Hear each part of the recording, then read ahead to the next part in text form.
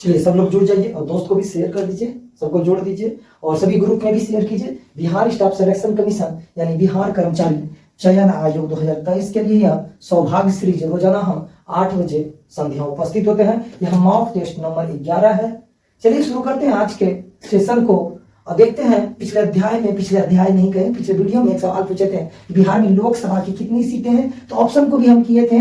Option वहां गलत था, ऑप्शन 41 होना चाहिए था। बिहार में कुल 40 लोकसभा सीट है, कुल 40 लोकसभा सीट है, याद रखिएगा। राज्यसभा सीट पूछा जाए तो राज्यसभा सीट 16 यानी संसद लोकसभा का जो सदस्य होता है उसे भी संसद सदस्य कहा जाता है, राज्यसभा भी संसद सदस्य हुआ। तो पूछेगा बिहार में कुल कितने संसद सदस्य हैं, 40 10 50 56, कुल 56 सदस्य संसद का सदस्य। संसद पूछा जाए तो 56, लोकसभा पूछा जाए तो 40, राज्यसभा पूछा जाए तो 16, विधानसभा पूछा जाए 243 बिहार का। तो आइए अगले प्रश्न को देखते हैं और आज का सवाल है ये आपसे, आप इसका उत्तर कमेंट सेक्शन में कमेंट कीजिएगा।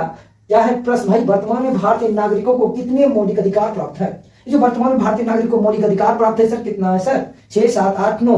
तो इसका उत्तर आप कमेंट सेक्शन में कमेंट दीजिएगा। इस प्रश्न का जवाब अगले वीडियो में देंगे। चलिए देखते हैं आज का पहला प्रश्न क्या है सूर्य देवता सावित्री को संबोधित प्रसिद्ध गायत्री मंत्र किसमें उल्लेखित है? ऋग्वेद संहिता में, छंदोग्योपनिषद में, कंठोपनिषद में या फिर ऐत्रेय ब्राह्मण में? तो आपको बता दें सूर्य देवता सावित्री को समर्पित जो गायत्री मंत्र है सर, इस गायत्री मंत्र के बारे में चर्चा मिलता है ऋग्वेद में सर। ऋग्वेद में मिलता है, ऋग्वेद के किस मंडल में? ऋग्वेद के 3रे मंडल में मिलेगा।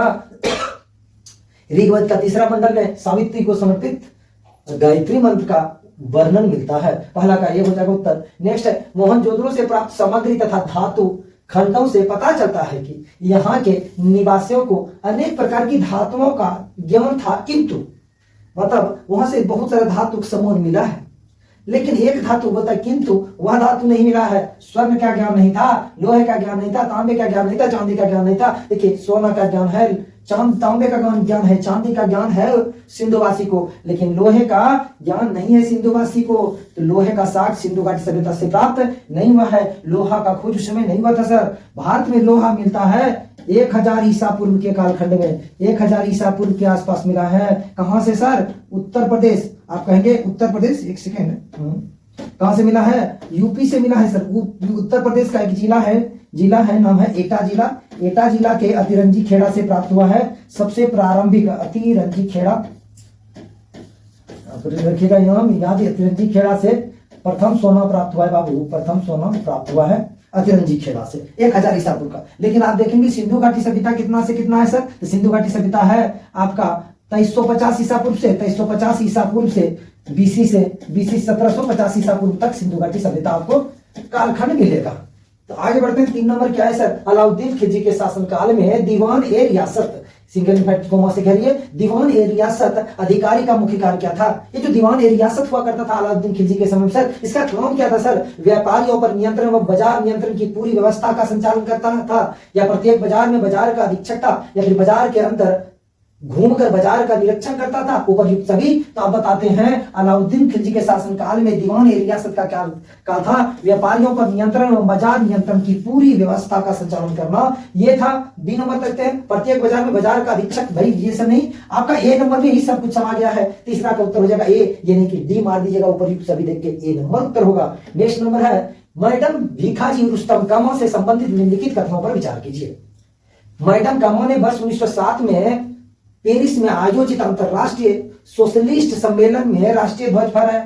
मैडम भीखाजी रुस्तम कामा के बारे में है, मैडम कामा दादा भाई नौरोजी की निजी सचिव रही।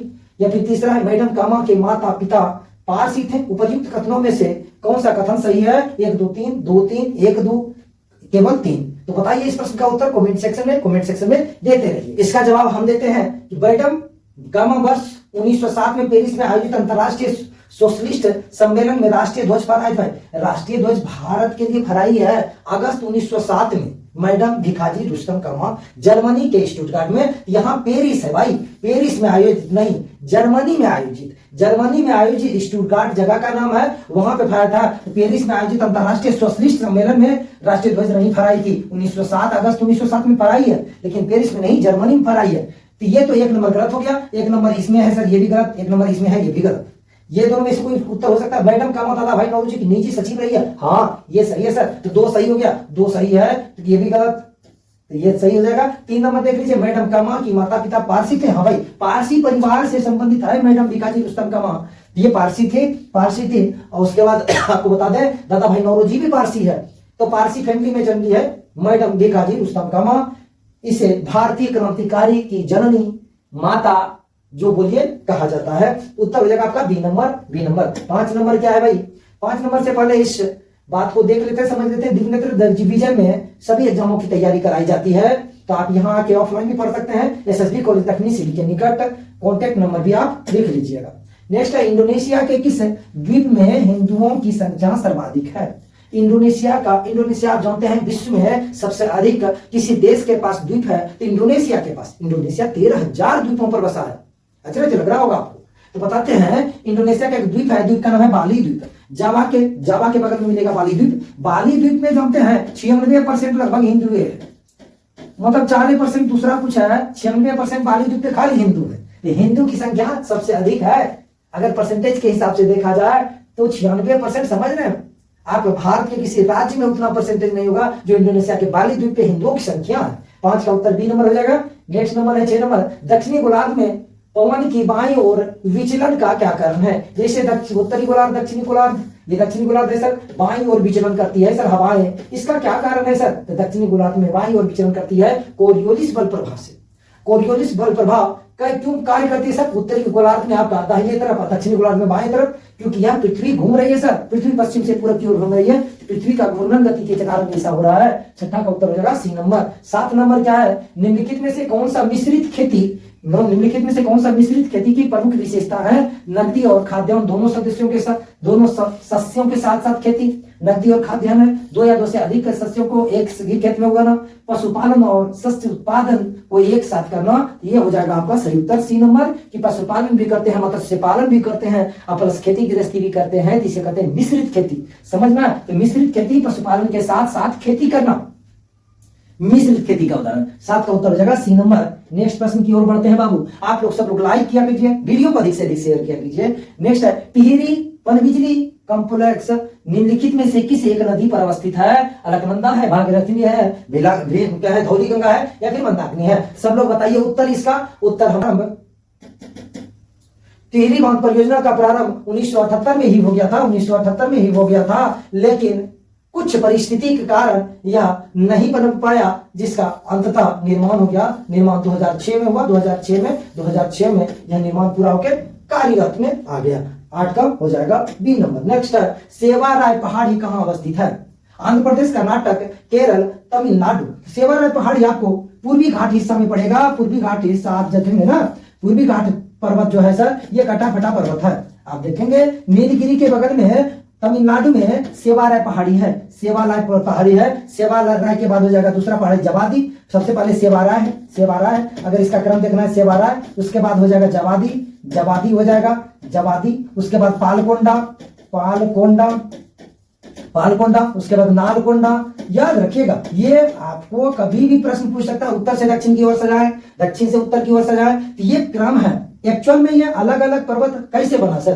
तो यहाँ प्रायद्वीपीय भारत का ढलान है पूर्व की तरफ, पूर्व की ओर, इधर से जितना भी नदी आती है पूर्व की ओर जाती है, अपना चल जाती है बंगाल की खाड़ी में, जिसके चलते पूर्वी घाट पर्वत जो श्रेणीबद्ध हुआ करती थी भविष्य मतलब भूतकाल में, तो उसे क्या कर दिया गया? काट दिया गया। तो अलग अलग राज्य में इसका अलग अलग नाम है। आप देखेंगे उड़ीसा तक इस श्रेणी का अलग अलग नाम है। किसी वीडियो में विस्तार से हम बताएंगे इस पे। चलिए, क्या हो जाएगा? तमिलनाडु राज्य हो जाएगा। उत्तर हो जाएगा 9 का डी नंबर। नेक्स्ट नंबर है बाबू, मौलिक अधिकार के बारे में सुनवाई करने का अधिकार किसको दिया गया है? देखिए, मौलिक अधिकार का अगर कोई उल्लंघन करता है तो उसके बारे में सुनवाई कौन करेगा सर?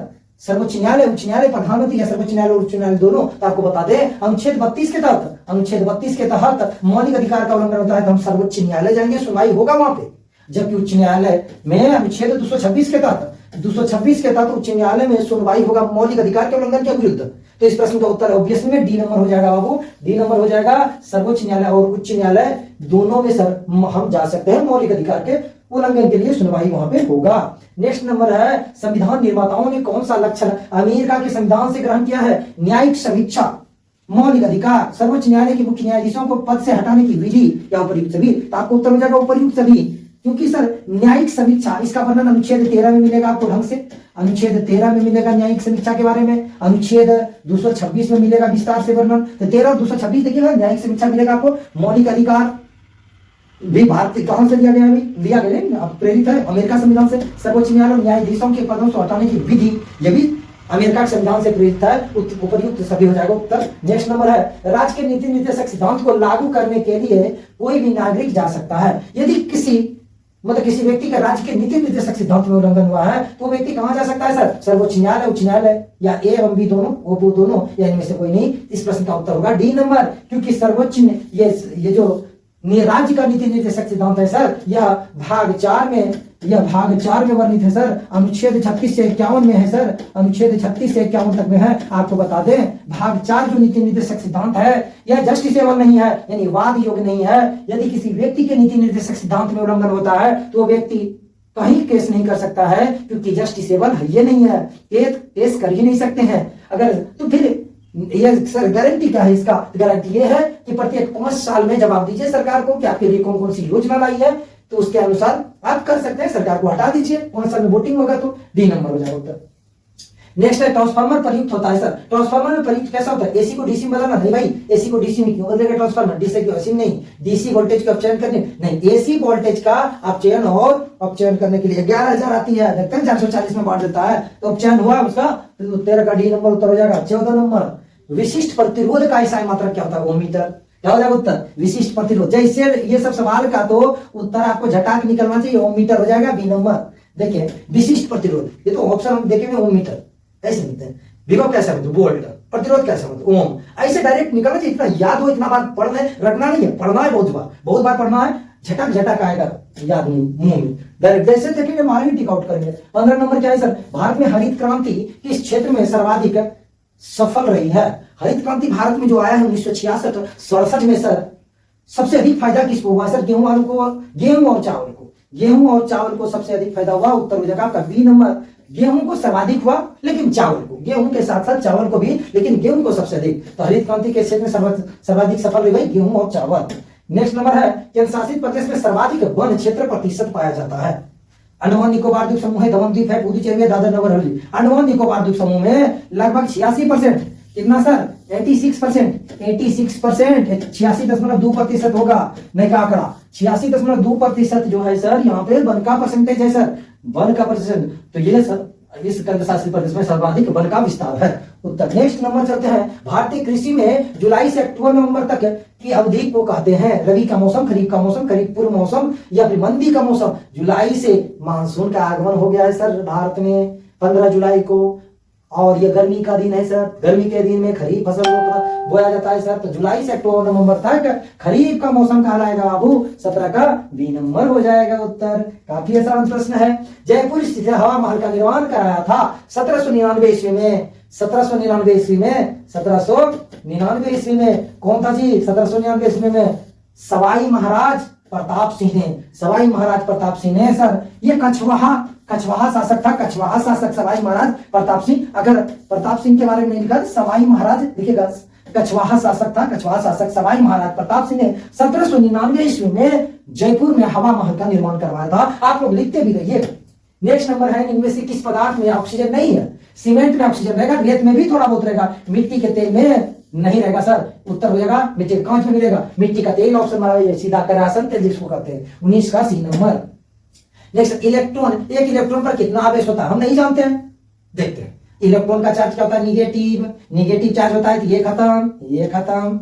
अब निगेटिव चार्ज होता है -1.6 इंटू 10⁻⁻19 होता है, ना कि +19। 1 ए नंबर उत्तर हो जाएगा -1.6 इंटू 10⁻⁻19 कूलम। 22 का ए नंबर हो जाएगा, 20 का ए नंबर हो जाएगा। ये था आज का क्लास।